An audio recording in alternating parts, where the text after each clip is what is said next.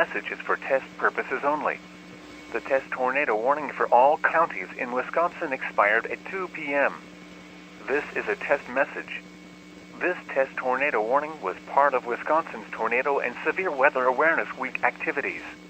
We hope that everyone was able to take part in this drill and was able to practice for the upcoming severe weather season. Thanks to everyone that participated. This is a test message. Do not take action based on this message.